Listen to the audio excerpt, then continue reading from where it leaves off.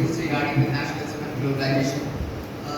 My very first question from you is regarding the vaccination. You have just mentioned that we are thinking that vaccine is invented in 21st period, and since we are not getting vaccinated in that time, that means in considering India had just evolved a vaccine, let's say an anti-specific vaccine regarding those COVID, and the person in India is not completely vaccinated. You had said that we will not sending that vaccines to the foreign. No, I think you slightly misunderstood what I said. I said that first we want to supply the vaccine to our country. And once we think that our own country, that's what nationalism says, right?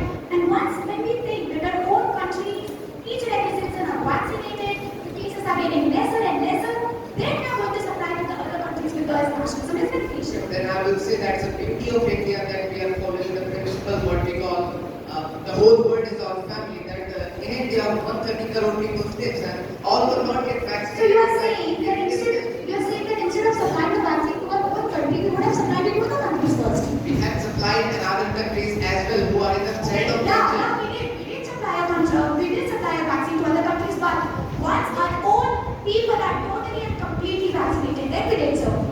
Okay, let's change the question. Let's come on. You're talking about the exchange of respect between the one person and another person.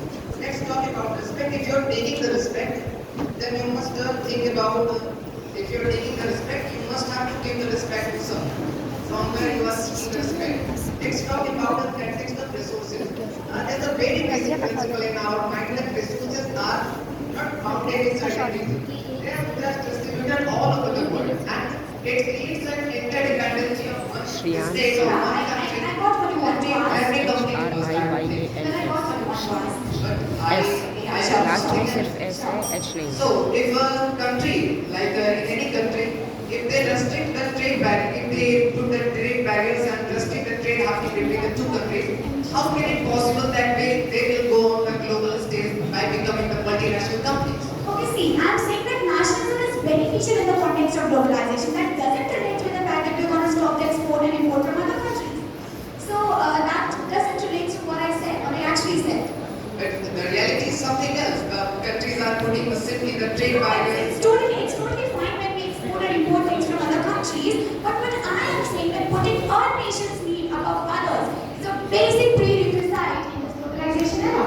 I would like to ask the last question. How the country can resolve a territorial dispute?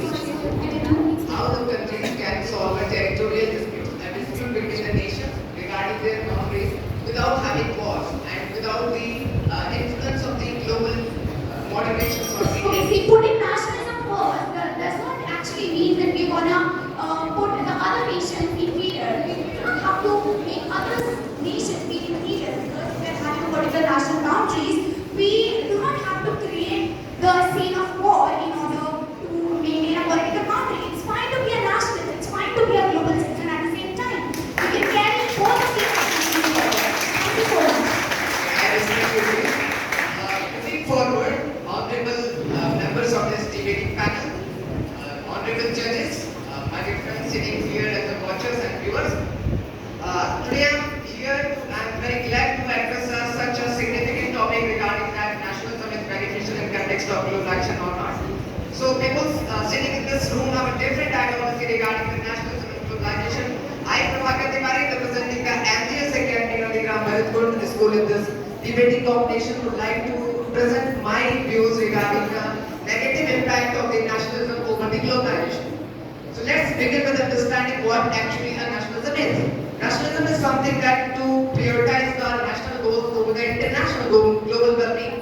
And globalization simply means the rapid integration and interconnection of the countries with the global trade happening between them with free economy.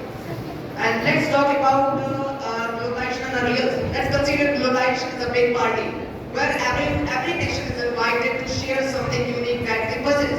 It's nothing to hinder the prosperity of the nation. It's a big party where every nation was invited to share something that they have unique and they want to make it alive. And it does not foster or break through in the context of the culture. Next thing is that nationalism and globalization both are slightly anti-terms. It's like that nationalism creates or erects a wall around the market. markets, whereas globalization simply makes a bridge between the two markets of the economy. Next thing I would like to say, globalization is an undeniable truth of today. In fact, common days headlines are full rate of the globalization. There's a decades ago, there was a headline in the newspaper regarding the tragic death of Princess Diana, and you will say that it's full of interconnectedness. The headline was something like that: an English princess with a Welsh title leaves the French hotel with an Egyptian companion into a German car with a Dutch engine, and which is driven by a Belgian chauffeur full of Scottish whiskey, and see that chased by the Italian paparazzi using the Japanese motorcycle, and they got crashed into a Swiss belt tunnel. The rescue was briefly attempted by an American doctor using the Brazilian medicine. And that's a picture of the globalization in context of activity. It's my interest to remember the fact, but I would like to put forward a simple theory, that is, since 1947 we got republic, India got republic, we had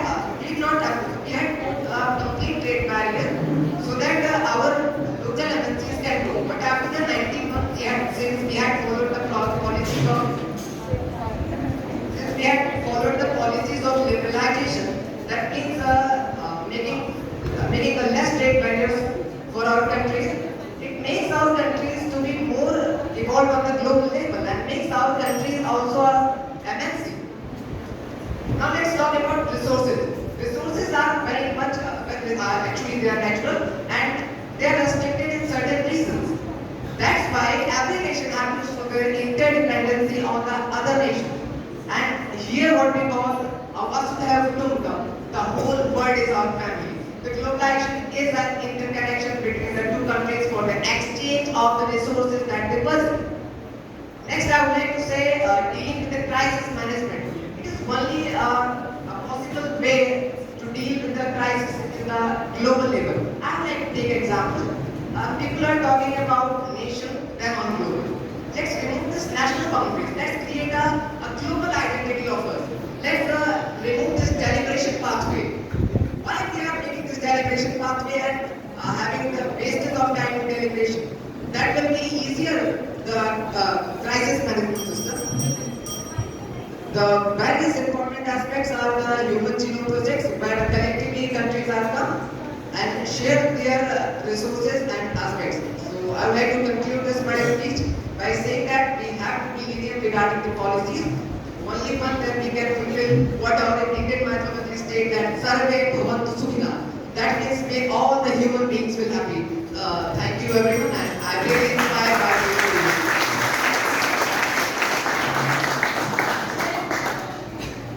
My friend, you put forward your argument, your idea that